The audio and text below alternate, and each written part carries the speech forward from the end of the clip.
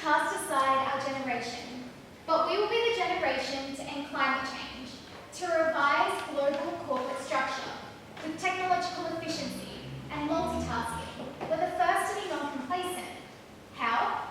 We've seen further on the shoulders of giants, on the shoulders of our sisters and brothers, walking in the footprints of our mothers and fathers, the ones who tore down the Berlin Wall, the ones who yelled "free Tibet" to bullet holes, and yet their parents who watched the Iron Curtain fall glanced down upon them and said, "Is that all?"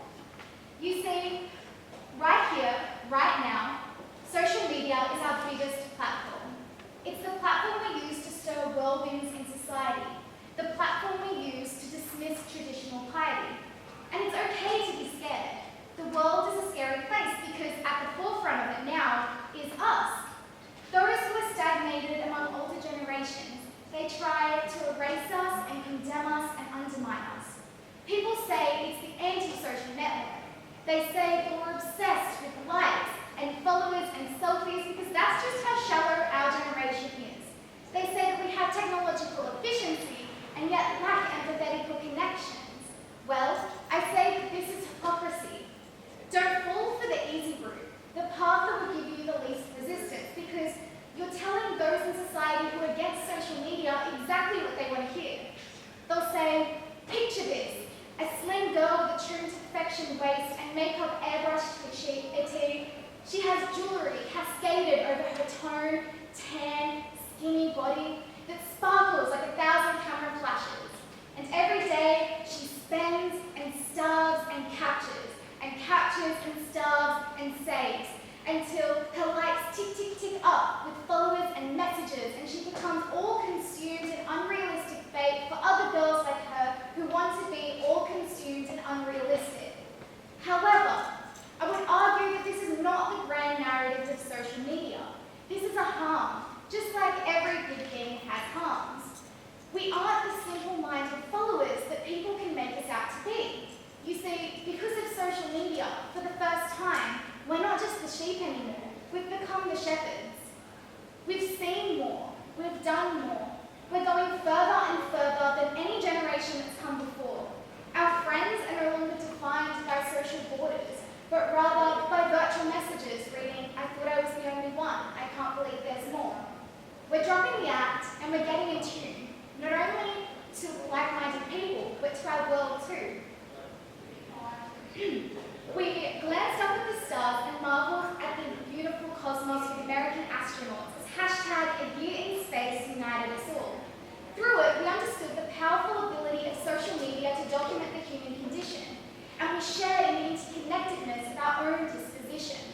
The Ice Bucket Challenge took over the world by storm, raising $115 million from 307,000 new donors towards Lou Gehrig's disease, a growingly important cause. The powerful impact of social media is all around us. We just need to take a step back and ignore the bias. We need not be using social media less, but more intentionally instead of for shallow-minded bitterness. From hashtag Black Lives Matter to hashtag MeToo, we're dropping the act and we're getting in tune. Our generation follows news stories internationally. We laugh and cry and empathize like we're a global family. No matter what they say, I truly believe that social media has made us stronger. We're informed, we're vocal, and we actively seek wonder. So next time your parents or grandparents start to lecture you about the harmful effects of social media, take a pause. Consider the words to next come out of your lips, and consider your ability to hold your whole world at your fingertips. Don't let your own politics go astray, and before the words leave your mouth, see the other generation scorned. Take a breath, take a pause, and say, "However, change has become just a click away." Thank you. Have you ever been scared of missing out? I know I have. But I think that the fears that we all typically think of when we think of a fear of missing out is about social media or a beehive effect of the people that we live with or associate with in terms of friends. But I would argue that today in society, FOMO is a real fear because there are things that actually legitimately divide us that we don't think about in our daily life. Things such as class, gender, and and race that are prevalent in our society on a day-to-day basis.